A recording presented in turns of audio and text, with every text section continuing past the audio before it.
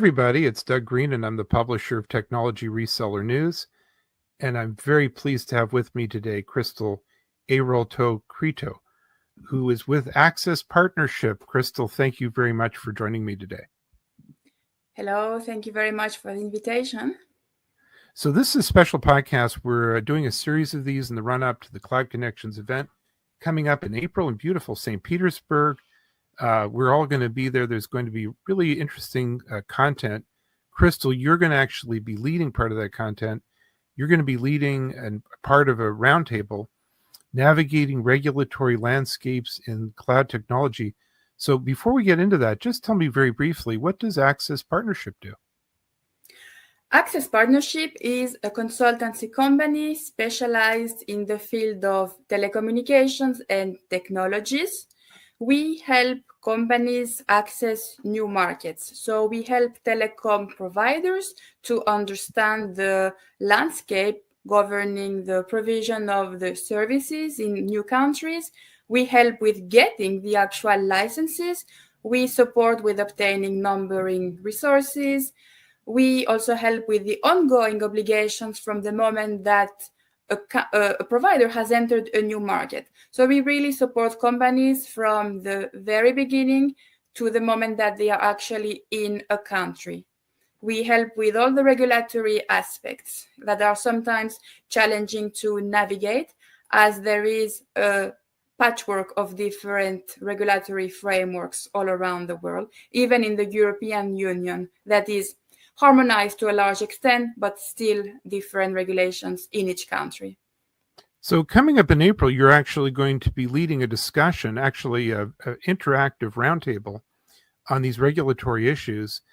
And my understanding is that, you're coming at it from a point of view of there's some movement in the regulatory market that you were talking about, something about regulators are actually starting to crack down on certain activities. Regulators around the world, in the United States, in Europe, and other countries, are definitely tightening the legal framework to curb illegal activities. They are tightening know your customer requirements, tightening rules around the use of numbering resources.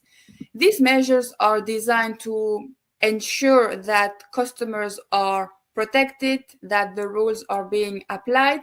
So we need to find a balance between protecting the end users, but also not stifling innovation and enabling providers to thrive in the market. So there's definitely impact on providers with these movements. There is definitely impact on providers. It has an operational cost. Providers need to put in place new measures to comply with the rules.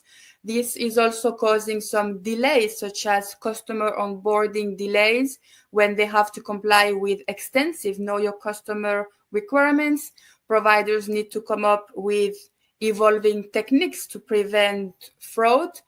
And we will be discussing all of these exciting issues during the roundtable at the CCA event in April.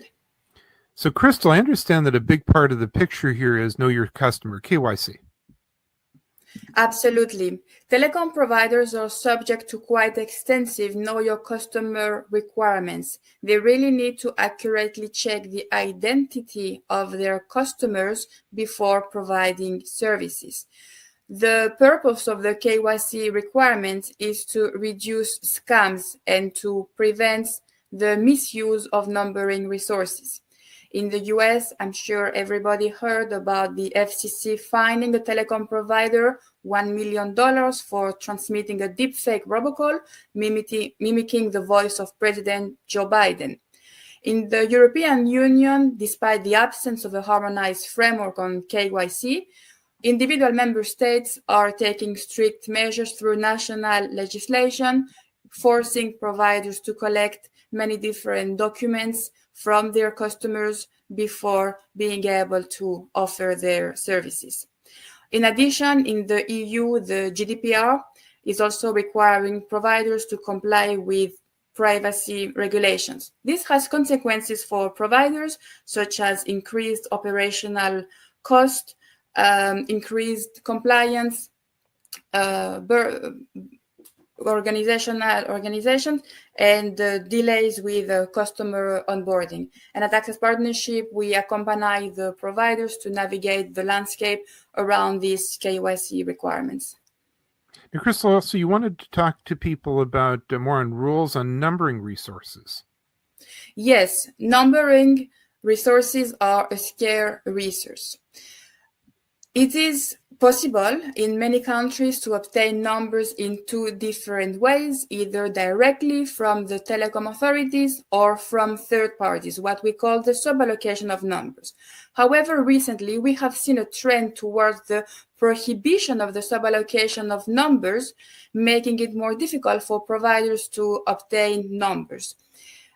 We are helping providers to understand the implications of the change in the rules, and we help them to get numbers in the most compliant way, helping providers to also join associations such as associations for the portability of numbers, and helping clients to understand what can be done and what cannot be done with numbering resources. For example, geographic numbers very often cannot be used to provide nomadic services, VoIP services. So we make sure that providers use the right range of numbers to provide their services.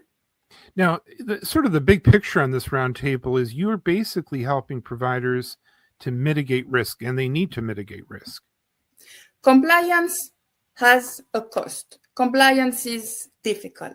But unfortunately, compliance is not optional. So we are helping the providers to mitigate risk, to make sure that they remain efficient, that they remain profitable while still being compliant and protecting consumers.